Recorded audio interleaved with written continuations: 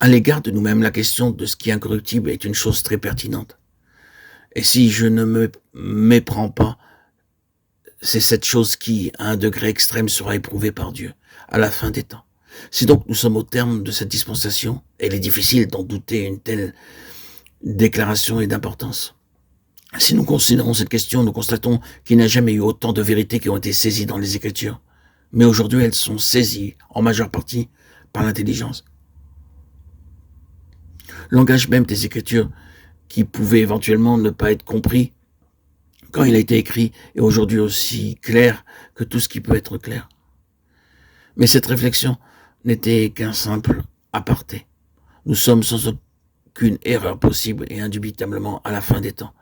C'est pourquoi Dieu désire rassembler son peuple, ceux-là même qui travaillent réellement avec lui. Et il voudrait leur dire, c'est bien, mais il y a quelque chose de plus que cela. C'est la chose qui importe, la valeur intrinsèque, la valeur essentielle. Il veut mettre son doigt sur ce qui est absolument essentiel, combien de tout ce qui est de l'essence même de Christ est forgé en nous. C'est cela la question. La question de ce qui est incorruptible doit bien sûr être appliquée à l'œuvre du chrétien et aux œuvres, et tout doit être testé par ce principe. Tout est très bien, les dimensions, l'apparence, l'aspect, l'effet produit, l'apparat et sa signification. Mais qu'en est-il de ce qui est essentiellement valeur intrinsèque? Dieu ne juge pas une chose à son apparence ou par sa taille, selon ce qui se voit, ni par les effets immédiats produits par les moyens et par les méthodes des hommes.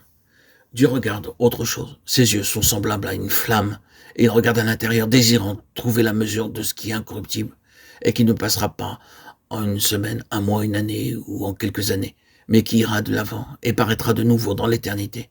Il recherche cela. Il y a deux sortes de commencements, savez-vous? Celui de l'homme et celui de Dieu.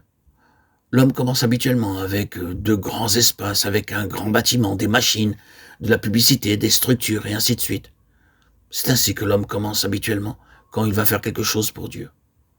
C'est une tendance, c'est notre manière de faire. Nous pouvons l'argumenter en disant que Dieu est digne de quelque chose de grand. C'est la manière d'agir de l'homme. Dieu n'agit pas ainsi, et cela ne l'a jamais été.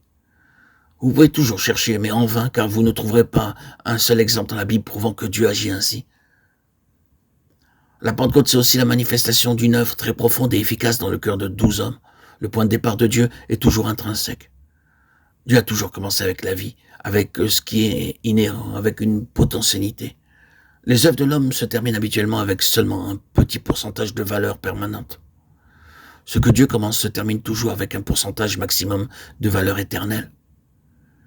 Mais les commencements de Dieu semblent si petits, ils paraissent si peu. Il en est de même avec une graine. C'est une petite chose, une chose insignifiante. Mais considérons la potentialité résidant dans une graine, dans un grain de blé. C'est ce qui procède intrinsèquement de Dieu. C'est ainsi que Dieu commence. Tout ce qui réellement vient de Dieu a une longue histoire cachée, issue des profonds agissements divins.